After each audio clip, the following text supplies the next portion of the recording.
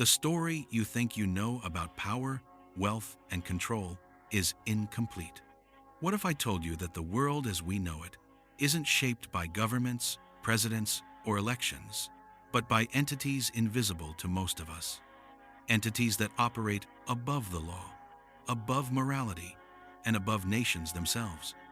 In the early 20th century, the foundations of corporate supremacy were quietly laid. While citizens believed they were shaping their countries through votes and revolutions, a different game was being played behind closed doors. Powerful corporations, backed by shadowy financial networks, were quietly defining borders, controlling resources, and influencing wars. This is the story of how corporations evolved from tools of industry into architects of global destiny. A story of clandestine meetings, secret deals, and an influence so absolute that even the most powerful governments bowed to it. By the end of this journey, you will understand that the corporations you see today, the tech giants, the global conglomerates, the omnipresent financial institutions, are not just companies. They are the new rulers of the world, and the system that empowers them was carefully constructed, century by century, in ways we are only beginning to understand. To understand the power of corporations, we must first look at the world before they dominated. In the 19th century, nations appeared to stand independently, driven by kings, parliaments, and constitutions. But beneath this veneer of sovereignty, a network of industrialists and financiers quietly held sway. Railroads, shipping lines, and banks were the arteries of influence.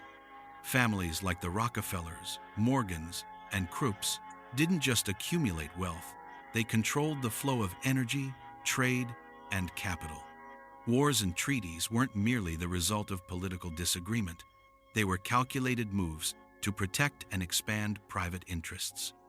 Maps were drawn not for strategy alone, but for the benefit of corporations seeking resources and markets.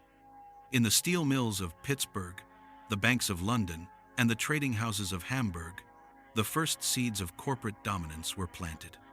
Corporations were initially seen as servants of the nation, engines of progress, and creators of jobs. But their growing influence was rarely publicized, often concealed behind philanthropy, lobbyists, and the rhetoric of national interest. As industrial empires expanded, the distinction between national and corporate power began to blur. In secret, boards of directors drafted strategies that would later dictate national policy. In Europe and America, economic and political agendas intertwined so closely that it became impossible to separate the state from private enterprise. By the turn of the century, corporations were no longer tools, they were co-creators of the modern world order.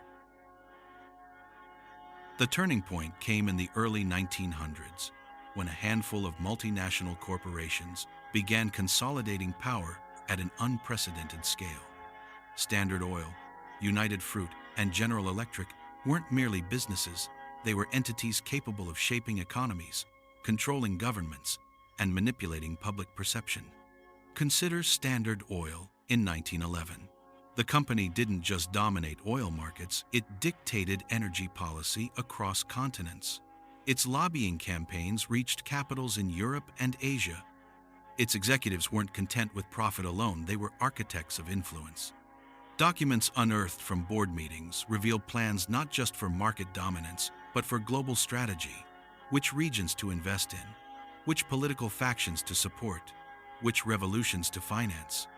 United Fruit in Central America provides another chilling example. Officially, it exported bananas. But in reality, it orchestrated coups, manipulated elections, and maintained private militias to protect its interests. Governments were pliable, parliaments were puppets. The corporation didn't just operate in the market, it controlled the society surrounding it. Even in the United States, the Federal Reserve's creation in 1913 reflected a convergence of private and corporate interests. A few influential financiers ensured the economic levers of the nation remained in hands that served wealth, not democracy. Every recession, Every inflation, every credit crisis was not accidental. It was a byproduct of a system designed to prioritize power over people. The consolidation of corporate power didn't stop with a few early successes. It evolved into a systematic strategy. By mid-century, multinational corporations were testing the boundaries of influence on a global scale. In the 1930 seconds, industrial giants manipulated raw materials and labor to influence European politics. Declassified documents reveal that companies supplying steel and chemicals to Nazi Germany were fully aware of how their products would be used. Meanwhile, across the Atlantic, American corporations were lobbying for policies that favored post-war monopolies and global expansion. The Cold War presented the ultimate laboratory. Corporations partnered with intelligence agencies to advance markets under the guise of anti-communism.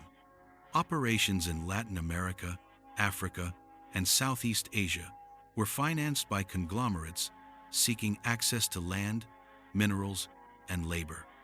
Economic development programs were often cover stories for corporate exploitation, while governments and citizens were left to believe they were participating in national progress. Even in peacetime, corporations conducted tests through media, finance, and technology. From the rise of mass advertising to the manipulation of public opinion via television and newspapers, they refined their ability to shape perception. Financial crises were leveraged as tools. Entire industries were absorbed, merged, or destroyed to create more centralized power. Every war, every trade policy, every global event was not random, it was an experiment. Corporations tested influence on nations, measured compliance, and adjusted strategies. When the internet emerged, these entities were prepared. They had perfected control over human attention, financial flows, and political systems. The world was a laboratory, and corporations were its scientists. The pattern becomes undeniable when we connect the dots.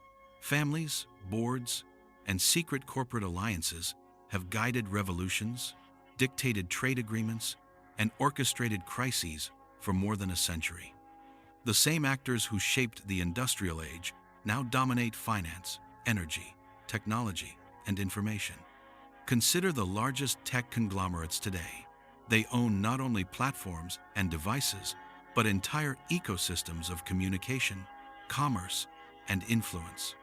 Through venture capital, lobbying, and acquisitions, they decide which innovations survive and which fail. Behind the glossy interfaces we use daily lie strategies and alliances that span generations. Central banks, think tanks, and international conglomerates act as instruments of corporate will. Even elected governments must navigate this invisible web or risk marginalization. The plan is not chaotic, it is continuous, coherent, and centuries in the making. What began with Standard Oil, United Fruit, and early industrial dynasties has evolved into a sophisticated, global architecture of power. We can see the inevitability. The corporations that survived crises, wars, and revolutions were the ones that understood control better than anyone else. Those that failed were absorbed, forgotten, or erased. And the true rulers are not politicians. They are the CEOs, financiers, and global boards who quietly steer the world. Today, the power is subtle but absolute.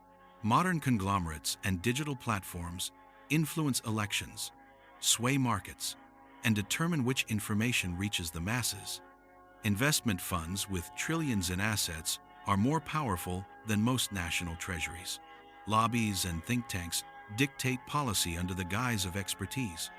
Wars are fought not only with soldiers, but with algorithms, economic pressure, and information manipulation. Energy markets, semiconductor production, and food supply chains are controlled by entities few even recognize. A single decision in a boardroom can ripple across continents, affecting millions of lives. Corporations have perfected the art of invisibility. Their power is not always overt, but it is complete. Nations appear sovereign, but they are often constrained by financial leverage, trade dependencies, and technological ecosystems. The world has shifted. Authority no longer resides solely with governments. It now lies in the hands of the few, who control capital, data, and influence. If everything we see, the wars, the economic crises, the revolutions, the social trends, is merely the surface, then what lies beneath? Who truly decides the direction of humanity? And what are the costs of our ignorance? The corporations that rule today are not simply businesses, they are the invisible architects of reality. Their decisions shape life, death, and opportunity on a global scale. And unlike kings or presidents, they answer to no electorate. We are spectators in a theater controlled by actors we cannot see. And yet, the story is still being written. Every innovation, every financial maneuver, every social shift is another page in their ongoing experiment. The question remains, how much of what we believe is ours, and how much is a carefully constructed illusion designed to keep us compliant, unaware, and powerless? The journey into understanding corporate dominion has only begun, and the deeper we look, the darker the truth becomes.